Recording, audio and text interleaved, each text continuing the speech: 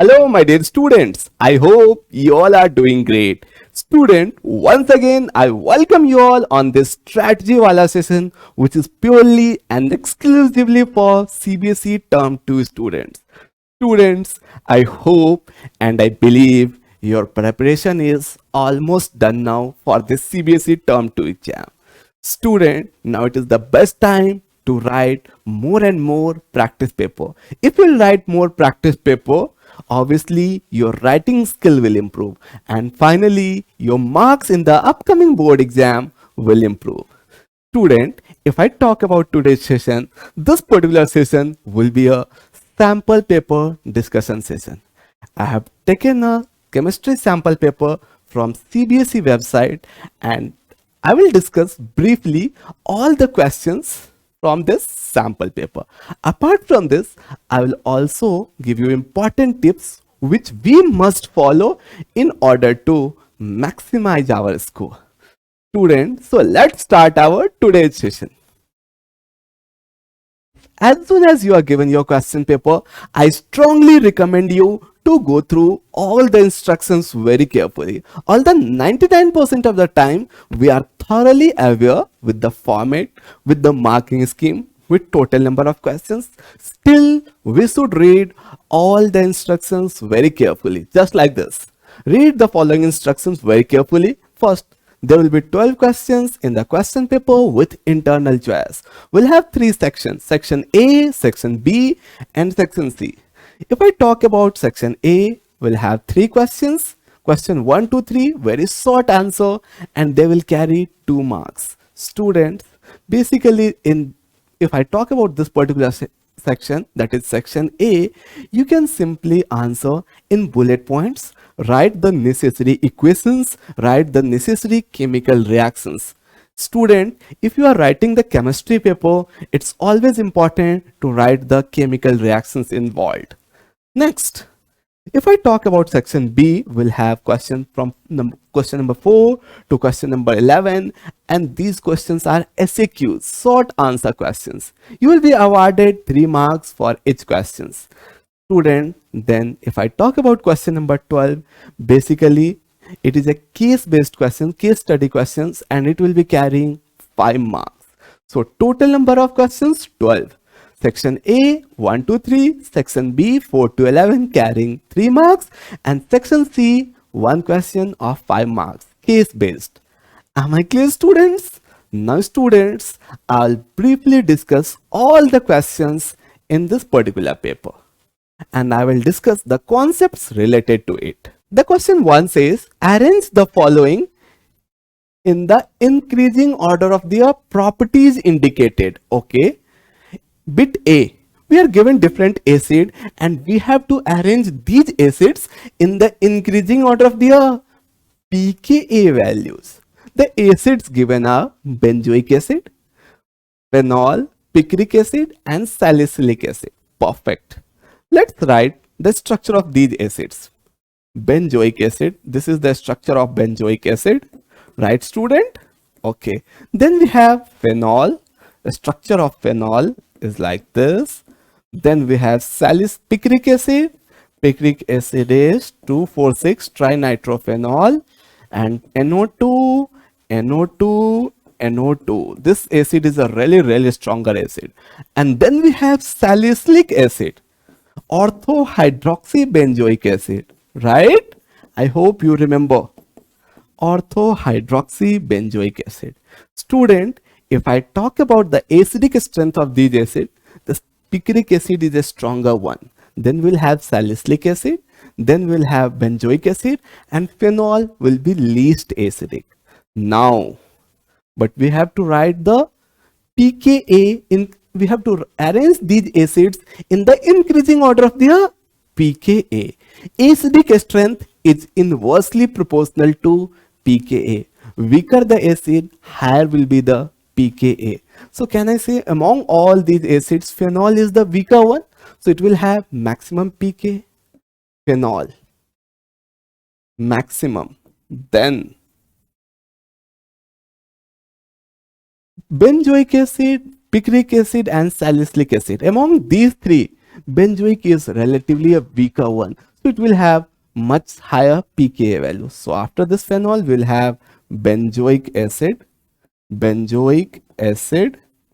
Now, between picric acid and salicylic acid, picric acid is more stronger, so it will have lesser pKa value. Picric acid least one, and then I will have salicylic acid. So this is the increasing order of the pKa of these acids. First, maximum I will be having for phenol, then I will have for benzoic acid, then salicylic acid, and then picric acid. Am I clear, student? Next one. Acetaldehydes, acetone, and methyl tertiary butyl ketone. Reactivity towards NH2OH. This NH2OH is a nucleophile, and nucleophile prefers to attack on more reactive carbonyl, or the carbonyl which is less substituted. Can I say among all these carbonyl, aldehydes are less substituted, because one side we are having a less bulky group, hydrogen, right? So can I say this aldehyde will be most reactive? So maximum reactivity for aldehydes, acetaldehyde, acetaldehyde, maximum reactivity. Now between this acetone and methyl tertiary butyl ketone, acetone will be more reactive, acetone, and then least reactive will be methyl tertiary butyl chloride. Am I clear, students? The next one, ethanol, ethanoic acid, and benzoic acid. Student, boiling point. Boiling point depends on polarity, right? More is the intermolecular force of attraction, higher will be the boiling point. Student, now here we have to check the extent of hydrogen bonding. The extent of hydrogen bonding will be maximum in case of benzoic acid. Then we'll have for ethanoic acid, and it will be relatively less in case of ethanol. So can I say, if I talk about bit C, benzoic acid will have maximum boiling point, whereas ethanol will have least boiling point. Ethanol, then ethanoic acid, and then benzoic acid. Am I clear, student? I hope this particular question, the concept related to this particular question is crystal clear to you all. Let's move to the next question. Solution of two electrolytes A and B are diluted. We are given two electrolytes, and this particular question is taken from electrochemistry. Conductance, right? Okay. The molar conductivity of B increases 1.5 times, while that of A increases 25 times. Which of these two is a stronger electrolyte? Justify your answer and graphically show the behavior of A and B. Okay, student, if I read this question carefully, whenever we are doing the dilution, the molar conductivity of B is increasing 5 times, whereas the molar conductivity of A is increasing 25 times. Student, if I talk about a strong electrolyte, already it's in the dissociated state, right? So on dilution, the extent of dissociation will not increase. Stronger electrolytes almost gets 100% ionized as soon as it is dissolved in water. So if I'm having a stronger electrolyte, the extent of dissociation won't be more on dilution, whereas for weaker electrolyte, the extent of dissociation is very less. The value of alpha is very less. So on dilution, the value of alpha increases. So can you say which one is a stronger electrolyte, whose molar conductivity increases slightly on, or which molar conductivity increases to a larger extent on dilution? The molar conductivity of A is increasing to a higher extent on dilution, so A is a weaker electrolyte. Weaker electrolyte. Am I clear, student? Now, I hope the justification is done, because strong electrolyte is already there in a dissociated state. So B was already in the dissociated state. On dilution, the extent of dissociation won't increase. So molar conductivity won't increase to a higher extent.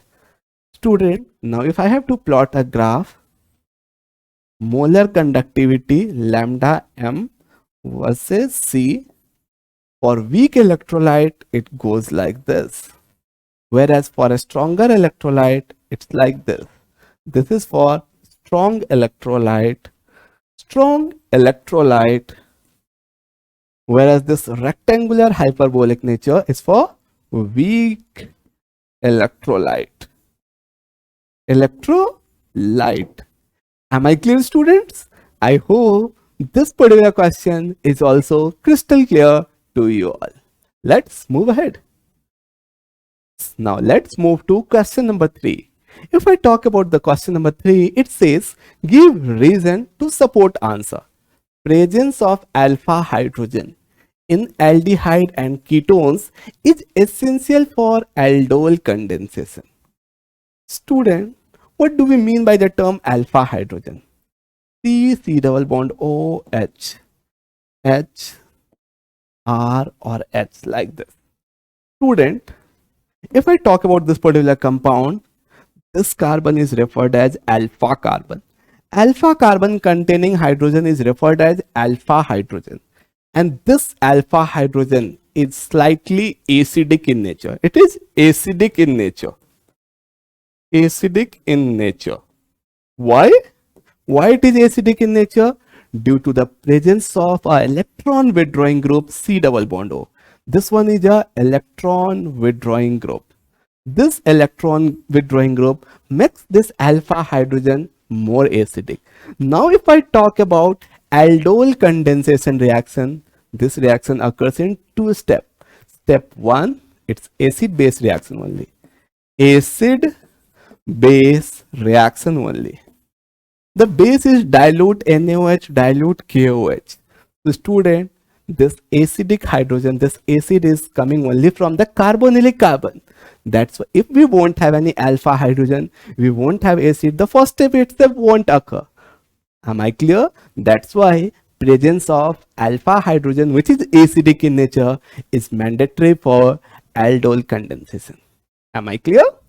Let's move to the next question.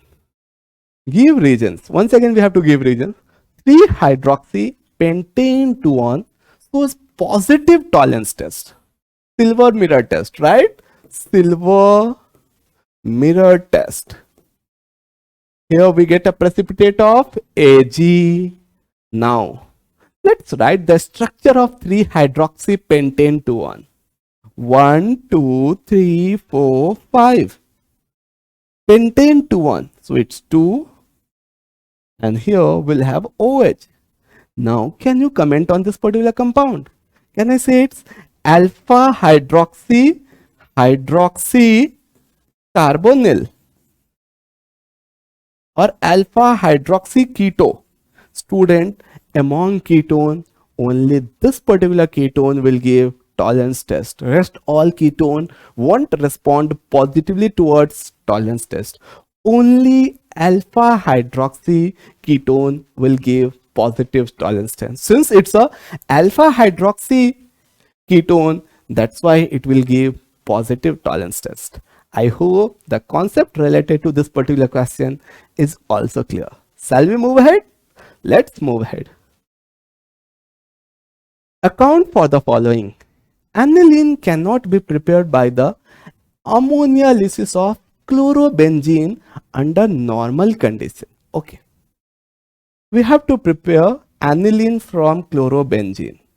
Student, this is the structure of chlorobenzene. Bit A, chlorobenzene. And we have to synthesize aniline from this. PH, NH2. Now, if I use NH3, will this compound undergo substitution reaction? No. This compound does not undergo SN1 nor it will undergo SN2. right? We have studied why it won't undergo SN2, because I am having a double bond character here. Resonance, right? Because of double bond character, the substitution reaction will not occur easily, and that's why chlorobenzene won't undergo ammonialysis to give aniline. If you are asked to write the region, simply write the resonance hybrid. It's having a structure like this: Cl del positive, and then I will have a dot dot, del negative, del negative, del negative. Now since CCl, this bond is having a partial double bond character, the bond energy is very high. Because of high bond energy, it won't easily get substituted by a nucleophile. That's why this aryl halide will not undergo substitution reaction easily. It will not undergo ammonialysis. Am I clear? Next one. N-ethyl ethanamine boils at 329.3 Kelvin and butanamine boils at 350.8 Kelvin. Although both are isomeric in nature. Student, if I talk about this N-ethyl ethanamine, it's the secondary amine, whereas this one is a primary amine. Now we have to compare the boiling point. Boiling point of this butanamine is higher as compared to N-ethyl ethanamine. Student, if I talk about boiling point depends on polarity, or in a simpler word I can say boiling points depends on intermolecular hydrogen bonding. The extent of intermolecular hydrogen bonding is more in butanamine as compared to N-ethyl ethanamine, right? Extent of hydrogen bonding is more is the extent of intermolecular hydrogen bonding, better will be the boiling point. Am I clear? If I write the structure, we'll have the structure like this: NH C2H5 C2H5. This is N-ethyl ethanamine, whereas butanamine is this one: CH3 CH2 CH2 CH2 NH2, right? Here I am having more acidic hydrogen. More is the number of acidic hydrogen, more is the extent of intermolecular hydrogen bonding, more is the extent of intermolecular hydrogen bonding, higher will be the boiling point. Am I clear? So student, if you are asked to write, first write the structure, then write the extent of intermolecular hydrogen bonding. In butanamine is more because it is containing more acidic hydrogen. Am I clear? Next one. Acylation of aniline is carried out in the presence of pyridine. Student, during this acylation reaction, basically we'll have the formation of HCl. And this HCl will do once again acid-base reaction with this aniline, right? So in order to shift the reaction in the forward direction, basically we use a base pyridine in order to remove HCl formed during this reaction. Am I clear? Shall we move ahead? Let's move ahead. Students, moving to the next question which we have on the screen, and this particular question is related to the conversion of one substrate to the another one. The most typical format of a board exam, the most typical question format of a board exam. Now, let's do these questions one by one. I'm having phenol, and I need to convert this phenol to N-phenyl ethanamide. Student, let's first of all convert this phenol to benzene, and phenol can be converted to benzene using zinc dust, right? If I treat phenol with zinc dust, phenol will get converted to benzene. Now this benzene I will convert it to nitrobenzene. Benzene can be converted to nitrobenzene using electrophilic aromatic substitution reaction, nitration, right? And the reagent that we use is HNO3 plus H2SO4, nitrating mixture, NM. Right student? Now I'm having nitrobenzene. This nitrobenzene, I will do the reduction of this nitrobenzene. I will convert it to aniline. And nitrobenzene can be converted to aniline by treating nitrobenzene with metal along with acid. So I'm going to use SN slash HCl, which is a source of hydrogen, and this hydrogen will do reduction reaction. So now I will have aniline. Now I need to convert this aniline to N-phenyl ethanamide. Just now we had done that one. Acylation. I'm going to use CH3 C double bond O Cl along with the base pyridine. Why this base pyridine is used? To remove the product HCl formed during this reaction. Because if HCl is formed, it will react with this one and reaction will shift in the backward direction. So in order to remove the unwanted HCl formed during this reaction. Am I clear? Now the product which we will have is PH NH C double bond O CH3, and this is N-phenyl ethanamide. I hope this particular conversion is crystal clear to you all. Next one I'm having, this was part A. Bit B, chloroethane CH3 CH2 Cl2 methanamine. Okay, let's do it. Student, let's convert this chloroethane to first of all ethanol. Okay, if I convert it, can I do the conversion? Yes, I can use aqueous KOH. I will have CH3 CH2 OH. Then I can use KMNO4, hot KMNO4. This KMNO4 is a strong oxidizing agent. It will convert this one to CH3 C double bond O OH, primary alcohol to acid. Now I'm having acid. I will convert this acid to amide using NH3. So I will have the formation of CH3 C double bond O NH2. Now I'm having ethanamide and I need methanamide. I need to reduce one carbonylic carbon. I can do. And the reaction is the most typical reaction, one of the most important reaction, Hofmann bromamide degradation reaction. So I will use Br2 KOH to remove this C double bond O, and the product which I am going to get is CH3 NH2. Am I clear, students? I hope this conversion is also crystal clear. The next one, okay. The next one is propane nitrile. These two we have done it, right? Now propane nitride to ethanol. I'm having CH3 CH2 C triple bond N, and I have to convert this propane nitrile to ethanol. Okay, let's do it. Student, first of all, here I'm having 3 carbon and here I need only 2 carbon. So I need reduction of 1 carbon. I need to remove 1 carbon. So one of the step is going to be a Hofmann bromamide degradation reaction, right? Okay, and for Hofmann bromamide degradation reaction, the substrate which we need is amide, primary amide. So I need to convert this nitrile to primary amide. If I do partial hydrolysis,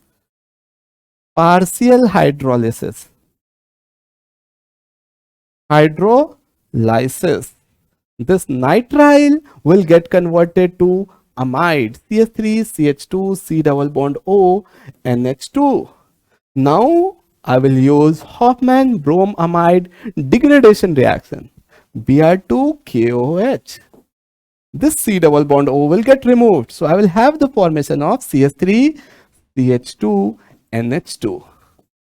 Ethanamine. Now HNO2. Right?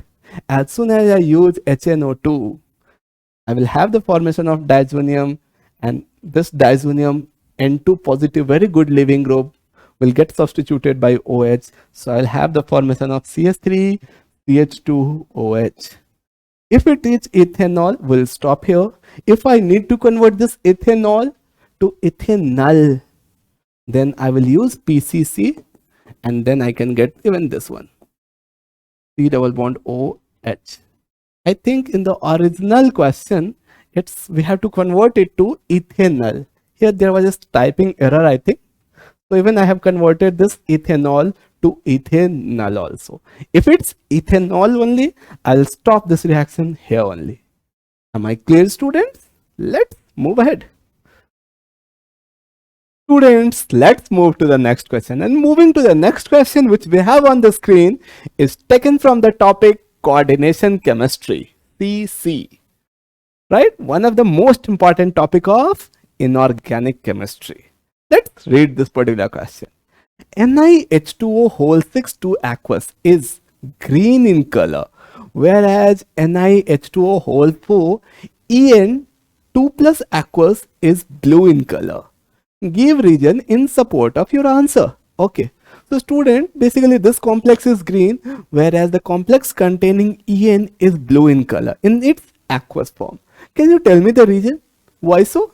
Okay. Here in this complex, the ligand is water, and water is a weak field ligand, whereas in this particular complex, apart from water, one of the ligand is ethylene diamine, CH2 NH2 CH2 NH2, and it is a strong field ligand. In the presence of strong field ligand, the splitting of d orbital is more. Splitting is more. And higher is the splitting, higher will be the splitting energy. Splitting of d orbital is more. So splitting energy is more. If splitting energy is more, the radiation emitted will be more energetic and will have lesser wavelength. In general, a green color is having higher wavelength as compared to a blue color, lesser wavelength. Lesser wavelength, highly energetic. And why? Because this complex is containing a strong field ligand. In the presence of strong field ligand, splitting is more, energy will be more, wavelength of the radiation will be less, and the color obtained will be blue. Here, in the presence of weak field ligand, splitting is less, so energy of the radiation emitted will be less, wavelength will be more, and wavelength of green color is more. I hope this particular question is crystal clear. Next one. Write the formula and hybridization of the following: tris, ethane, 1,2-diamine, cobalt 3 sulfate. Okay. I'm having the ligand ethene 1,2-diamine, that is ethylene diamine, and tris, so three times, right? So I'm going to write cobalt, then CH2, NH2, CH2, NH2. How many times? 3 times. Complex ligand. Now SO4. Now student, copper is in +3 oxidation state. So here I need it 3 times, and here I will have 2 times. Now if you check the oxidation state of cobalt here, sorry, not copper, the oxidation state of cobalt here is +3. Student, now since the ligand is a strong field ligand, so pairing will occur. I will have inner orbital complex getting formed, and the hybridization of this complex will be D2sp3. Why? Because of strong field ligand, pairing will occur. Am I clear, student? I hope this particular question is crystal clear to you all. Let's move ahead. Next one. In the coordination entity, the electronic configuration of the central metal ion is T2G3 and EG1. Draw if the coordination compound a high spin complex or a low spin complex. Okay. Low spin complex is formed by SFL because pairing occur, so spin state is less. High spin complex is formed by a weak field ligand, pairing does not occur. Student, if I am having a configuration T2 to G3 EG1, obviously pairing is not occurring, right? So the ligand involved is a weak field ligand. And if it's a weak field ligand, means it will be a high spin complex. High spin complex. Am I clear, students? Draw the crystal field splitting energy diagram for the above complex. We can easily draw. First, we will have a degenerate d orbital. 1, 2, 3, 4, 5. Right? As soon as it enters into the field, first the energy will increase. So the energy will increase. Now the energy of all these degenerates orbital will be here. 1, 2, 3, 4, 5. Now the splitting will occur. And here I will have T2G at lower energy level and EG at higher energy level. 1, 2, 3. In T2G, I'm having 3 electrons, no pair, and the 4th electron is going to EG. So no pairing, means the ligand formed is a, or the ligand involved is a weak field ligand, and the complex is a high spin complex. I hope this particular question is also crystal clear to you all. Shall we move ahead? Let's move ahead. Students, now let's discuss this particular question. And the question says, Ti plus 4 is more stable than Ti plus 2 or Ti plus 3. Student, if I talk about titanium, it's having an atomic number 22, right? Having a configuration AR 3D2 4s2. Student, if I talk about Ti plus 4, it will have a configuration of AR, and then I need to remove all the 4 electrons. So 3D is 0, 4s 0. Noble gas configuration. Noble gas configuration, right? Whereas, if I talk about this Ti plus 2, Ti plus 2, it will have a configuration of argon 3D2. Which configuration is more stable? Obviously the upper one, Ti plus 4. So Ti plus 4 is more stable since it's having a inert gas configuration. Next part, bit B. In case of transition elements, ions of the same charge in a given series show progressive decrease in radius with increase in the atomic number. Students, basically we have studied this D block elements. This D subcell is having a poor shielding. Now, with increase in the atomic number, can I say the effective nuclear charge Z effective increases? And if Z effective will increase, atomic radii will decrease. Am I clear? Third one, bit 3. Zinc is comparatively a soft metal. Iron and chromiums are typically hard. Student, if I talk about iron and chromium, they have unpaired electrons in their electronic configuration. More is the number of unpaired electron, more is the extent of metallic bonding. Higher is the extent of metallic bonding, higher will be the enthalpy of atomization, and more will be the hardness.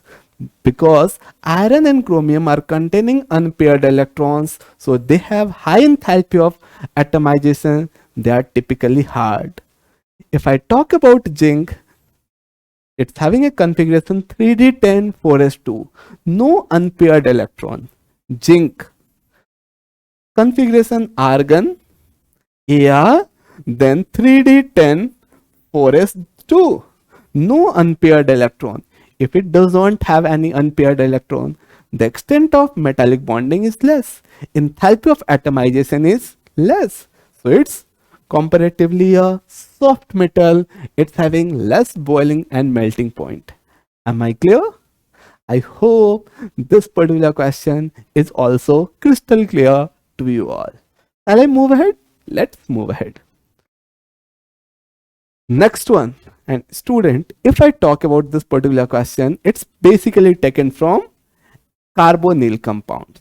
Let's read the question. The question says, an alkene A having molecular formula C5H10.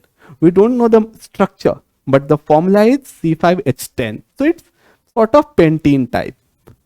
On ozonolysis gives a mixture of two compounds B and C. Perfect. A, I am doing ozonolysis. I'm having a compound A, I am doing O3 ozonolysis. Whether it's oxidative and reductive, it's not given. Let's do the ozonolysis itself. And I'm getting two compounds B and C. Perfect. A is alkene. Now, compound B gives positive Felling's test. It's giving a positive Felling's test, means the compound B is containing aldehyde group. Aldehyde group. Perfect. At the same time, it's also responding positively towards iodoform test. I2 and NaOH. It's nothing but iodoform test. So compound B is giving Felling's test, means it's a aldehyde. It's containing an aldehyde group. It's giving positive iodoform test, means it's containing methylated carbonyl. Can I guess on the structure of this compound B? First, it's containing an aldehyde group. So this side I will have H and this side I will have CH3. Will this compound give positive Felling's test? Definitely yes. Will this compound give positive iodoform test? Yes, it's containing methylated carbonyl. So this will be our compound B. Compound C does not give Felling's test. But obviously ozonolysis, so compound C is also a carbonyl compound. The carbonyl compound which does not give positive Felling's test, and it is a aliphatic one, so it will be a ketone. So compound C has to be a ketone. Now, one more thing. But forms iodoform test. So compound C also contains a methylated carbonyl. Perfect. Now, student, it's containing a methylated carbonyl. This side we don't know, but it's not containing a hydrogen. So let's suppose it's containing a group R. Now, we need to check the total number of carbons. In compound B, we are having 2 carbon. Already 2 carbon in compound C, and the total number of carbon in compound A was 5. So student, this R has to be a CH3 group only. So compound C is CH3, C double bond O, CH3. This compound will respond positively towards iodoform but will not give Felling's test. So this is my compound C, and compound B is acetate. Students, now we know compound B and compound C. Let's try to form compound A. So I'm having A on ozonolysis, O3, let's say it's reductive only, giving me CH3, C double bond OH. This is my compound B, and compound C, C double bond O, CH3, CH3. Student, whenever you are given the product of ozonolysis and you need to find the reactant, you simply do one thing. You remove the carbonylic carbon from both the products and you add a double bond. So can I guess the compound A now? It will be CH3, CH, doubly bonded C, CH3, CH3. This is my compound A. This one is B and this one is C. C is propanol, B is ethanol, and compound A 1, 2, 3, 4, 5. So basically it's 2-methyl but 2-ene, right? I hope this particular question is also crystal clear to you all. Let's move to the next question. It's moving to the next question which we have on the screen, and this particular question is taken from the topic surface chemistry. Surface chemistry, and it involves the application of electrochemistry, electrolysis process. Now, student, the first bit which is asked is, which process is represented in this figure? Student, here basically we are doing the purification of colloidal solution. And this particular process is referred as electrodialysis. Electrodialysis, used for the purification of colloidal solution. Right, students? Next one. What is the application of this process? Used for the purification of colloids. Next one. Can the same process occur without applying electric field? Yes, the same process can occur, but with this electric field, the speed will increase. In order to increase the speed, electric field is applied. Am I clear, student? Let's move ahead. Students, moving to the next question which we have on the screen, and the question says, what happens when N-ethyl ethanamine, that is secondary amine, reacts with benzene sulfonyl chloride? Okay, let's write the reaction. I'm having C2H5NH C2H5 and it is treated with benzene sulfonyl chloride pH S double bond O Cl.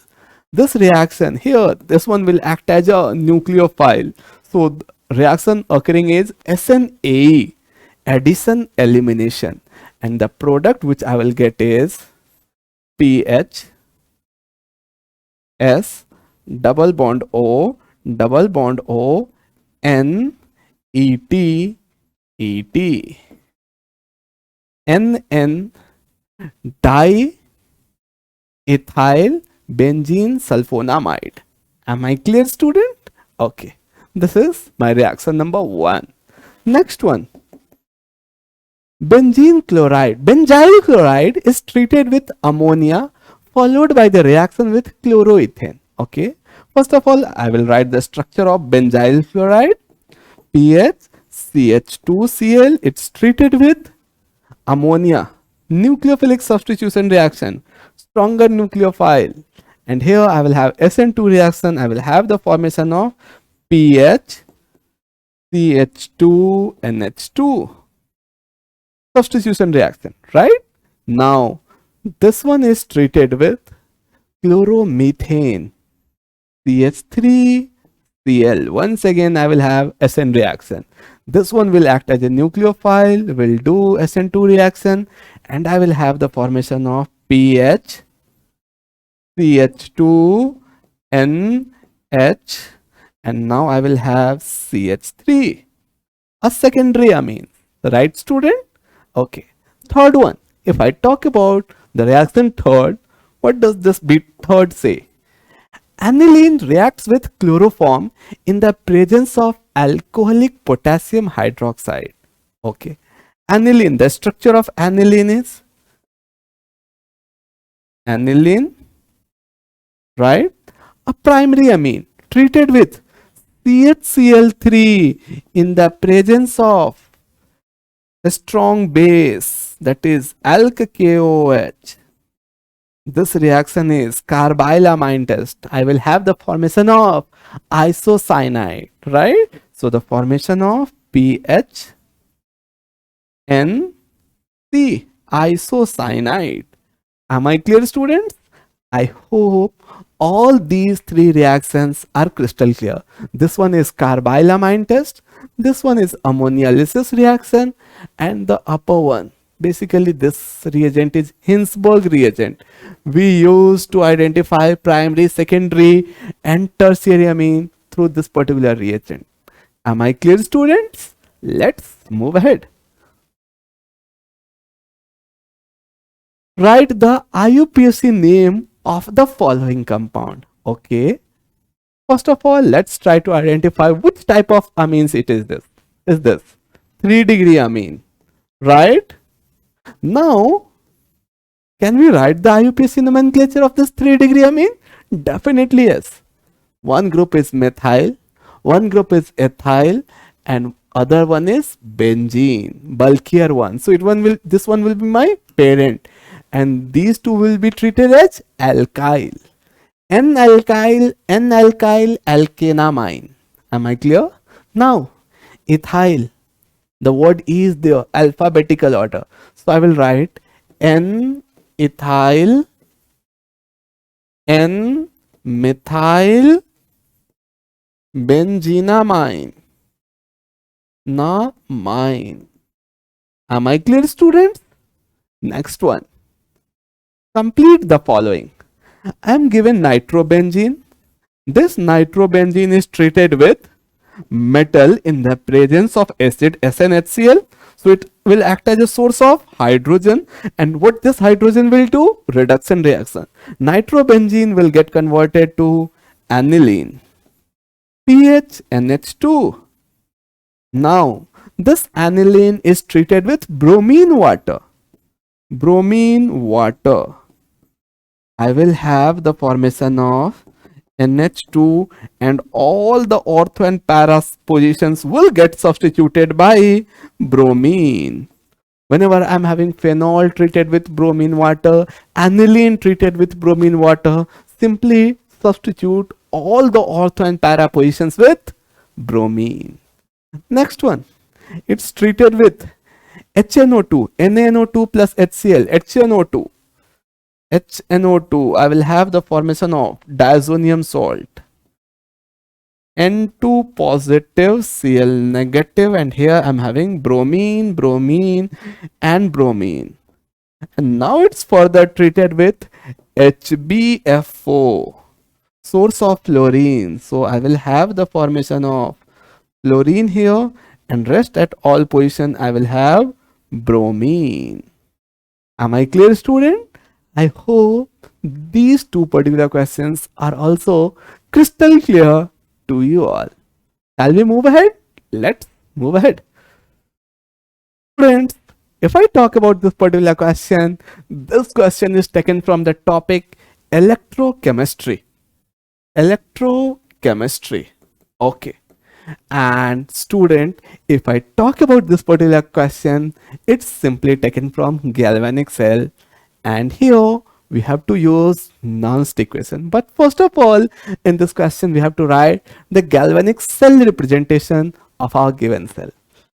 Represent the cell in which the following reaction takes place, and the reaction is 2 aluminium solid getting oxidized to Al plus 3.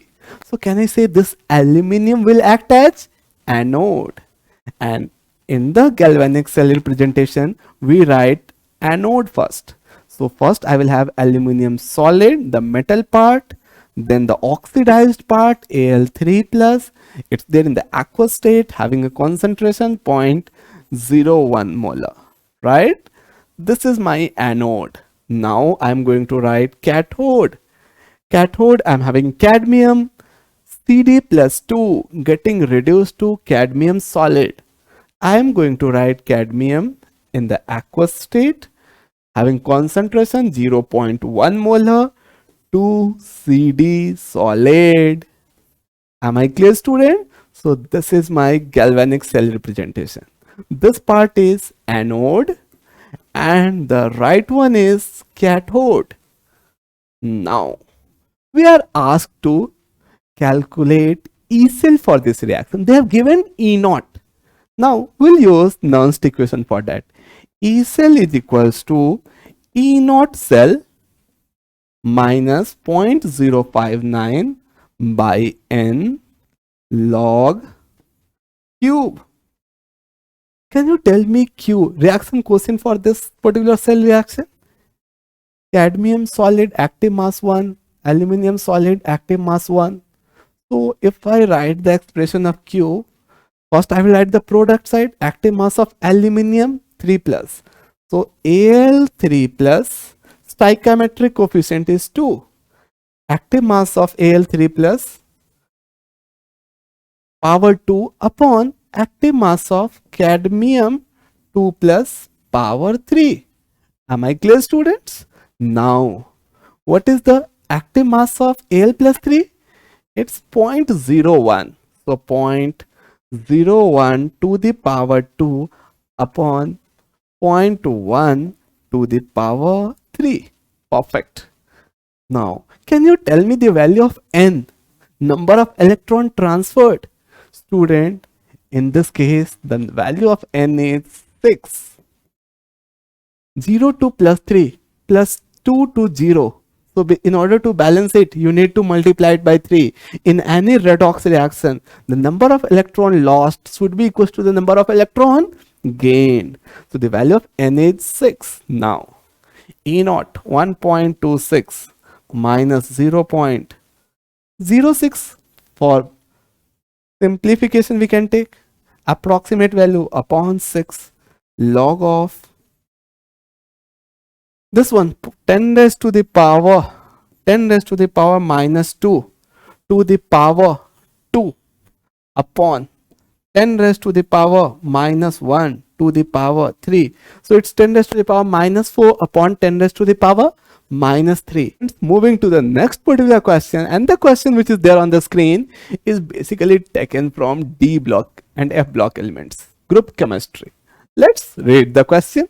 The question says, why are the fluorides of transition metals more stable in their higher oxidation state as compared to lower oxidation state? Basically, in the higher oxidation state, the lattice energy will be more, the bond dissociation enthalpy will be more, so the stability will be more. The fluorides of transition element will be more stable in their higher oxidation state because of high lattice energy and high bond dissociation enthalpy. Next one, bit B. Which one of the following would feel attraction when placed in a magnetic field? All such species which is having a paramagnetic behavior, which is having unpaired electron, paramagnetic species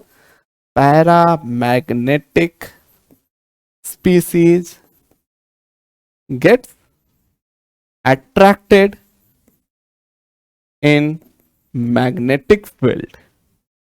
Am I clear? And which all species are paramagnetic? Species having unpaired electrons, right? Student, now if I talk about these ions, Zn2 plus diamagnetic, 3d10, right? Ti4 plus also diamagnetic, Ag plus also, Cu plus, Ag plus, they are having 3d10, 4d10 configuration, right? So all these three species, Ag plus, Ti4 plus and Zn2 plus, they will get repelled in the magnetic field, whereas CO2 plus will get attracted in the magnetic field because it's having unpaired electron. Am I clear? Next one.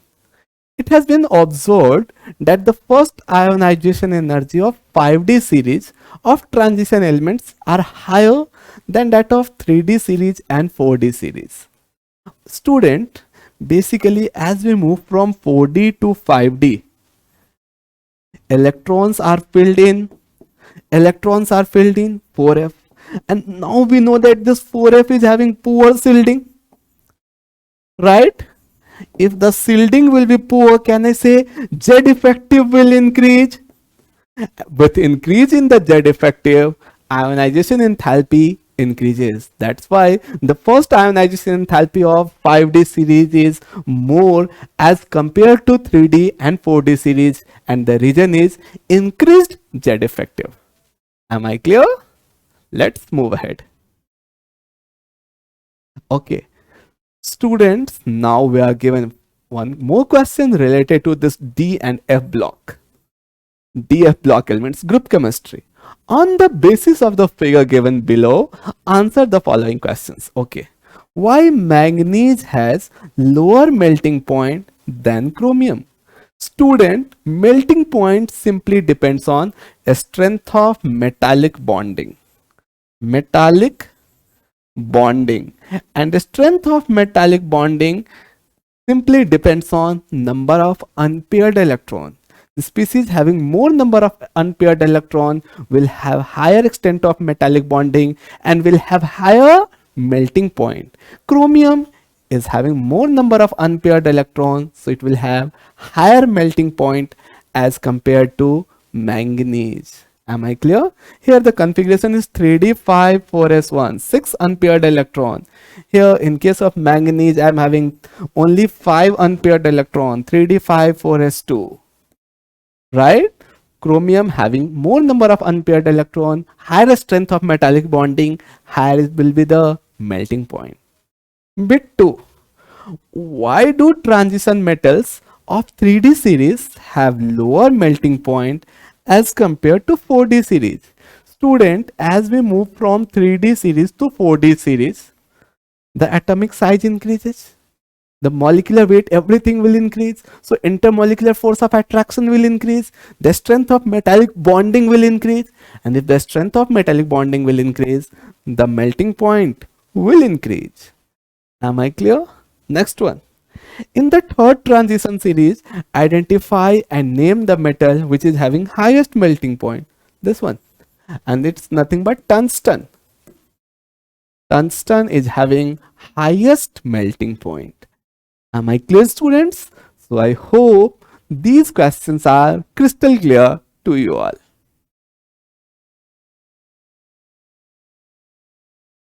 Friends, now we have come to the last question of this particular sample paper. And if I talk about this particular question, it is a passage based question, a comprehension based question, right? Basically here we need to read this passage thoroughly, and then on the basis of the information given in this particular passage, we need to answer all the questions. Student, if I talk about this particular passage, it's taken from the topic radioactivity. Radioactivity, right? Okay. So first we have to read the passage and then we'll answer the question. Student, let's move to the question part.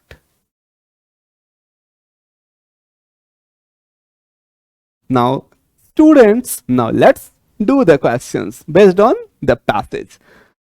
Why is carbon 14 radioactive while carbon 12 not? Student, radioactivity of any element depends on N by P ratio. If N by P ratio is not 1:1, in that case, the element will show or will exhibit the phenomenon of radioactivity. Now, if I talk about carbon 12, the number of neutrons is 6, number of proton is 6, N by P ratio is 1/1. It's 1. If I talk about carbon 14, number of neutrons is 8, number of protons is 6, N by P ratio 8/6. It's 1.33.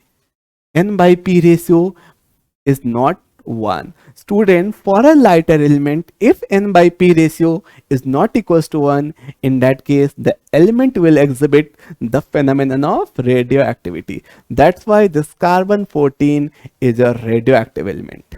Am I clear? Next one. Researchers have uncovered the youngest known dinosaur bone dating around 65 million years ago. How was the age of this fossil estimated? Age of any fossil can be determined using C14 decay. Using this radioactive decay of C14, we can determine the age of any fossil. Moving to the next question. Which are the two most common radioactive decay happening in the human body?